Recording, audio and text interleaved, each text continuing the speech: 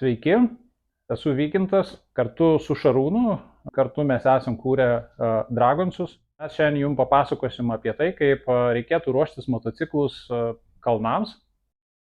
Turim 2 motociklus kaip tik, pademonstruosim ant jų, kokia turėtų būti įranga, kaip turėtų būti, ką reikėtų daryti su padangom, su apsaugom.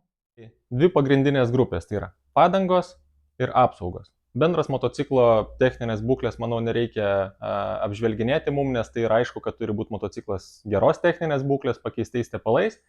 Ir kalbant apie apsaugas, vienas svarbiausių tikriausiai apsaugų yra rankų apsaugos. Būtent ant šito motociklo yra Cicera Ultra Pro bendai uždėti. Tai yra geros tvirtos apsaugos ir kodėl jums jų reikia. Sakytumėt, gal užtenka ir tokių apsaugų, kaip yra ant šito motociklo plastikinių. Bet šitos apsaugos apsaugo tik jūsų krumplius nuo šakų, bet visiškai neapsaugo, jeigu jūs kažkur čiuošit šlaitu žemyn ir nusilaušit savo ne tik galbūt stabdžių rankenėlę, bet ir visą stabdžių mašinėlę. Tai rankenėlę galite išsitraukti iš kuprinės pasikeis, mašinėlės greičiausiai jūs su savim nesivežiosit. Tai apsaugos yra absoliučiai būtinos, ar Ciceros, ar kito gamintojo, bet kad jos būtų rimtos apsaugos po ten 20-30 eurų su aliuminio imitacija netinka, tai tikrai pasirūpinkit, labai svarbus akcentas į būtent rankų apsaugos, kurios gali jums išgelbėti dieną ir atostogas. Taip, tai apsaugų aišku yra begalė ir persistengti susidėti absoliučiai visų įmanomų kaip ir nereikia, bet tada akcentuosimės į svarbiausias apsaugas. Apie rankas pakalbėjom. Sekant yra dugno apsauga. Kaip matot, čia yra uždėta rimta aliuminė dugno apsauga. Ji tikrai gelbė jūsų motociklo apatinį rėmą ar net variklio apatinę dalį nuo aštrių akmenų. Kalnuose jų tikrai yra daug, kas nėra važiavęs kalnuose ir įsivaizduoja, kad lietuviški rąstai miške yra rimta kliūtis, tai nėra. Ir aštrus akmenys kalnuose tikrai gali pridaryti daug žalos, jeigu neturėsit rimtos aliuminės dugno apsaugos. Dvitakčiam, čia beje irgi dvitaktis, tik tai su kitokiu išmetimu, yra tokias apsaugėlės, tai šičia irgi turim su linkidžų gale, linkidžą nusiplėš būtų labai nesmagu ir aišku rimtas aliuminis, kuris apsaugos jūsų pūslę, kad motociklas liktų su tokia gale, kokia buvo gamintojo ir projektuoto, ne kažkokia kreiva, nes jūsų pūslė yra sutaršyta. Kita svarbi apsauga – dangtelio apsauga. Jos dažniausiai būna plastikinės ir viskas su to yra gerai. Dangteliai yra pakankamai minkšto metalo, tai reiškia aliuminio arba magnio.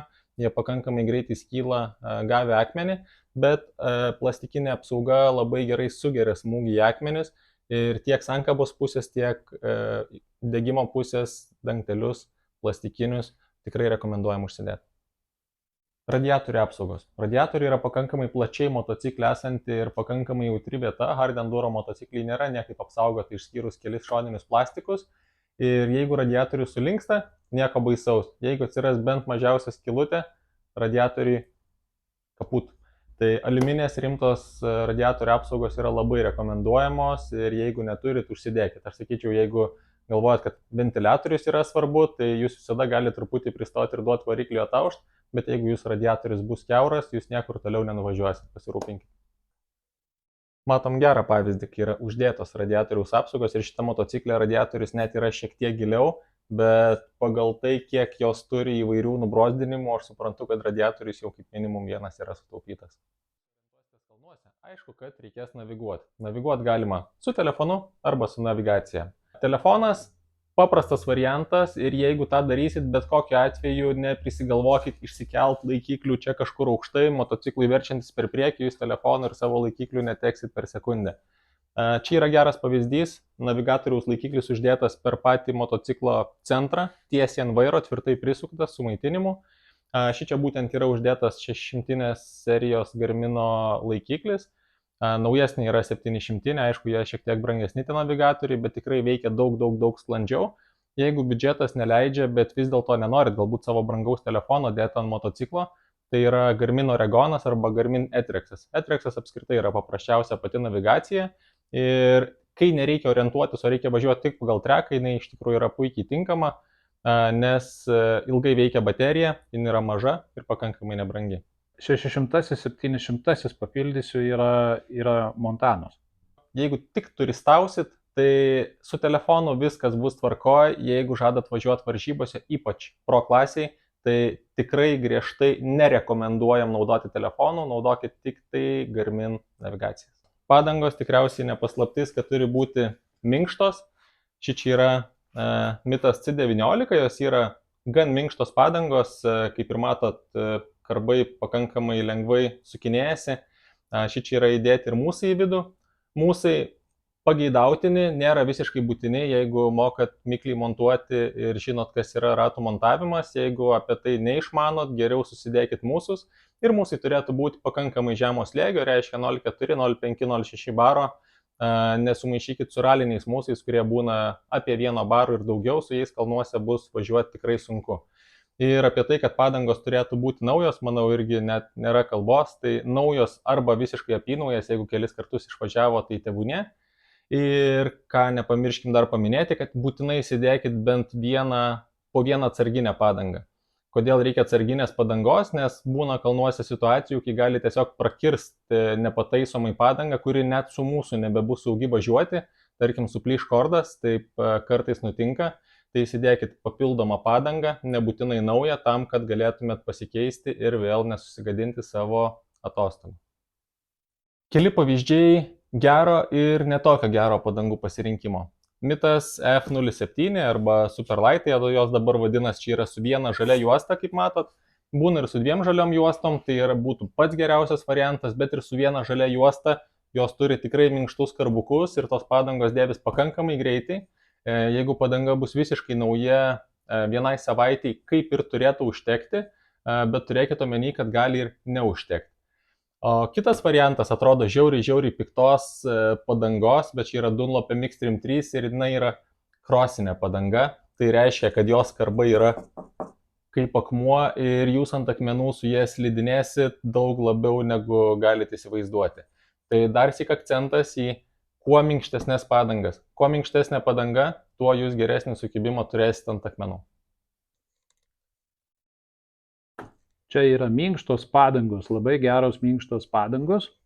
Mūsų pačios populiariausios Mitas su 2 juostom.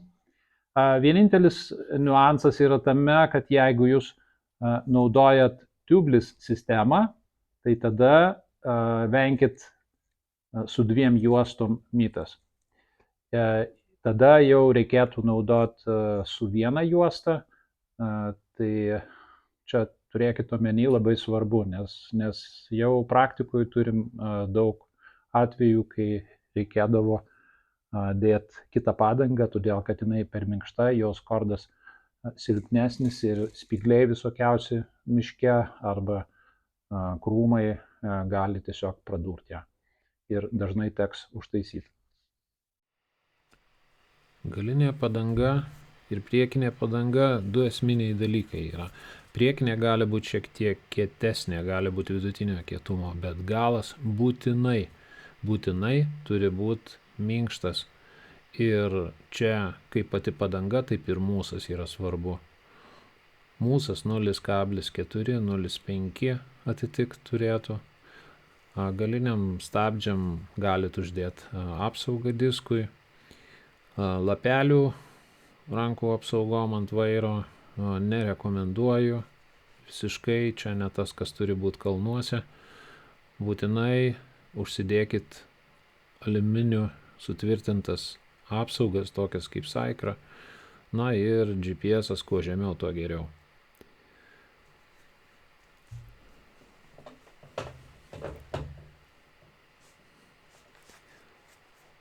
Stabdžių kaladėlės pasikeiskit.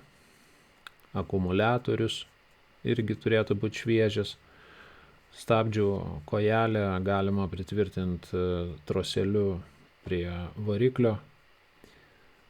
Na ir radiatorių apsaugos, tai tikrai turi būti tvirtos, geros, iš tvirto aliuminio, bent 4 mm storio ir jokių būdų ne kokie nors plasmasiniai butaforiniai dalykai. Taip pat nepamirškit, kad reikėtų turėti atsarginę bėgių perjungimo kojelę ir rankenėlės, sankabos ir stabdžių rankenėlės. Svarbu. Grandinės normalus gyvavimo laikas yra apie 60-80, jeigu labai ramiai važiuojat galbūt iki 100 valandų, o kalnuose per savaitę jūs susuksit bent 20-30. Tai įsivertinkit, kiek jau esat pravažiavę su savo grandinės ir žvaigždžių komplektu, bei esant poreikio atsinaujinkit grandinę. Ant šito 300 yra 14-48. Čia yra pakankamai greitas perdavimas kalnam. Kalnuose labai retai važiuosite greičiau negu 50 arba 60 km per valandą. Tai jums reikia lėto motociklo, kuris labai gerai lipa į įkalnes. Tai rekomenduojam pasikeisti žvaigždės, net jeigu jos yra geros, iš 14 į 13 priekyje ir iš 48 ar 49, kiek pas jūs yra standarte, į 50 arba 52. Sakyčiau, 13 ir 52 yra pats geriausias variantas kalnams. Keli paskutiniai akcentai dėl motociklo paruošimo. Rato guoliai. Jeigu nežinot, kada keitėt, bet jums guoliai atrodo geri, bent jau įsidėkit ir priekinių ir galinių guolių ir ribokšlių komplektą, jie ant enduro motociklų keičias pakankamai paprastai, su savo ar pasiskolintais įrankiais tą galėsit pasidaryti ir vietoj. Jeigu turit bet kokį įtarimą, kad jau šiek tiek liba, pasikeiskite namuose, nes tikrai bus nesmagu, kai jums ratas bus tabalai vidury kažkokio pakilimo. Motociklas turi būti paruoštas, sutvarkytas tam, kad jūs galėtumėt ir treniruotėse, ir varžybose puikiai važiuoti, džiaugtis aplinką, džiaugtis savo sportinę formą. Susitiksime Dragonsuose birželio 16-21 dieną. Skubėkit, tvarkykitės motociklus, ruoškitės, o kas dar neužsiregistravot, registruokitės.